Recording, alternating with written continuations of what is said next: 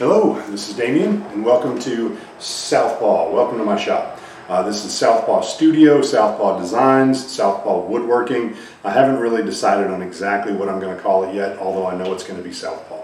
Now, there's my actual logo right there. You will see that it's spelled incorrectly. That's by design and that's on purpose. Being a child of the 80s and one of my favorite movies, I took inspiration for the name based on that right there. So down in the comments below, if you can figure out where that name comes from or that particular spelling, leave a comment down there and let me know.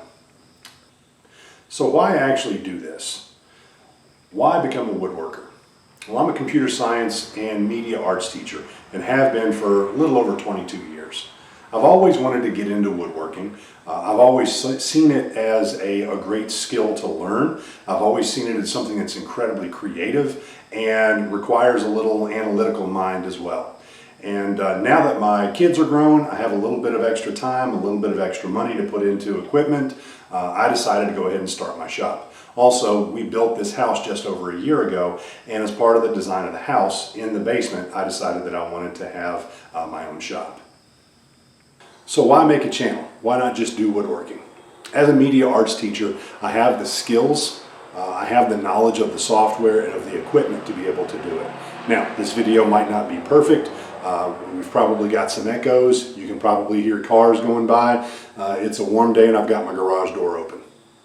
Now, to start out, I'm not going to hide anything. I'm going to show you the good stuff, but I'm also going to show you the bad stuff. As I've said, I've only been doing this for a little over a year, and some of the things you're going to see are things that I built on in that first month, and it's not the best in the world. In fact, some of it's downright embarrassing, but you'll notice with a couple of the most recent projects that my skills have developed over the course of the past year. So with that, let's get on with it. Well, these are the first two things that I built. They look horrible. They're slapped together. I understood the concept of cutting things apart and screwing them together. That was all that I knew. One of my goals for this year is to improve dust collection. You'll see it's difficult to keep the place clean, even though I do have a simple dust collection system.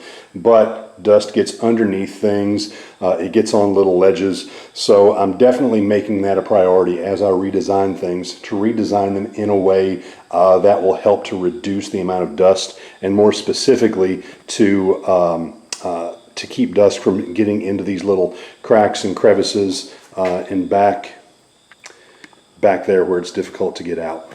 This is my French cleat wall. This was one of the first videos that I watched on YouTube, and I love the idea of a French cleat system. A French cleat wall is handy because you can design whatever you like and use the cleats to just hang it, move it, and adjust however your needs arise. I like this because it's flexible, it's easy to move around, and if I wanted to build something else, I very easily could. I can't remember where I saw this on YouTube, but I saw a woodworker who had built one of these for his shop, and I thought it was a great idea. I may actually be expanding this over the course of the next few months and making it a lot larger. It just depends on, as I'm planning my shop upgrades, we'll see where that fits in. This was one of my first, what I would call successes. It's a simple little cabinet. It is mounted to a wall, but it's not really using proper joinery or mounting techniques that are up to any kind of industry standard.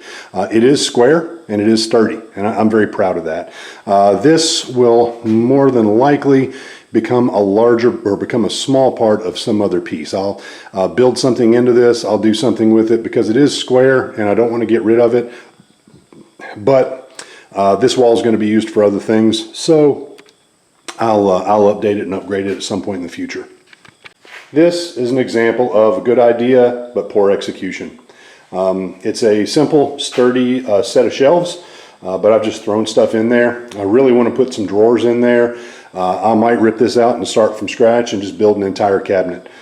This is some great space for tools from ceiling to floor. But I didn't really do it very well. This was another one of the first things that I built. It's sturdy, it's square, but it could be a lot better. Then we move on to the router table. Personally, I'm not a fan of this router table. It's cheap, it's clunky, it moves around. This will be one of those things that I look back on and I'll buy a new one and I'll replace this, or I'll build one. Next, we have a simple little cabinet, which I built, and as you can see, oh boy howdy, that is not square. So I put this together with some leftover lumber from the house build, and it was warped, it was twisted, and I thought everything was great until I started assembling it, and then I just said, we'll live with it. Right, next we have my planer and planer table. The planer was one of those first things that I really bought that made me respect power tools. This thing is scary until you get used to it. I am pretty proud of the cart that I built. I'll probably end up using this cart as a general shop cart because I'd like to build a different planer table. But it is square. It's made out of scrap lumber left over from our house build. So you're going to see, that's why you see all the different types of wood. I just used some scraps that were lying around. But it does have a good set of wheels on it. They do move. And so I'm pretty happy with that. Another one of my first projects, shop stool. Got the idea from a tutorial from Steve Ramsey, Woodworking for Mere Mortals. Now, I didn't design it exactly as he did. I used the general idea, and I cut some corners just to put something together pretty quickly. Next comes my dust collection system. This is a pretty advanced model right here. Now, I did just build this a couple of weeks ago. Made it out of some scrap plywood and some MDF board. And it works great. I'm actually very proud of it.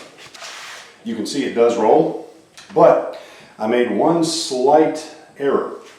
I decided to take the wheels off of my Shopvac and use them as the wheels for the cart. Good idea, you say? Excellent idea. But what I didn't consider was the fact that these wheels they pop into place. And you can pull them out, but they've got that little ridge to hold them. So I just drilled some holes in the bottom of the cart, put some glue up in there, and put them in there because otherwise I'd have no way to keep them from falling out if it were to tip over. Great idea in theory, but then I realized it was by leaving them free to move around inside the hole, that's what allowed it to turn. So what I have is I have a cart that won't turn. So it can go forwards and backwards just great, but it won't turn. So I'll have to redesign that at some point in the future, figure out how to pry those out. But you know, wood glue is designed to be pretty solid, so guess what? It's pretty solid. This is my Onefinity CNC router. It's a 32 by 32. And I decided to buy this because, as I've said before, I'm a computer science and media arts teacher. So considering my knowledge and understanding of graphic design, I thought it would be relatively easy for me to make the jump into CAD design, and it has been. It's been a learning curve because mostly I've dealt with 2D in the past, but I've actually had a lot of fun with this, and I'm to the point where I'm going to start designing some things, hopefully, to make it pay for itself. I did create the cabinet. I built it from scratch. The intention right there is I want to put a couple drawers in there, but I just haven't gotten to that yet, so it's unfinished. But this is square, it's sturdy, could be a little sturdier, so I'm going to go and I'm going to strengthen things up a little bit. But this is actually a pretty good design, although very simple. And this is a shop cabinet that I actually just finished yesterday. If you looked at everything else that I built and you thought, wow, this guy sucks. Okay, I may, but those projects represent some of the first things that I've made. This is after about a year of experience. Now, it's still not perfect. I had some problems getting the handles aligned. I think that the doors on the left side could be a little bit better. They're not quite even, and so I'm going to work on my process for that. I'm not ready for the pros yet, but I am happy with this. It's not perfect. You can see that my holes got off a little bit, and so I had to re-drill those, but once I got that process figured out, it did go pretty seamless.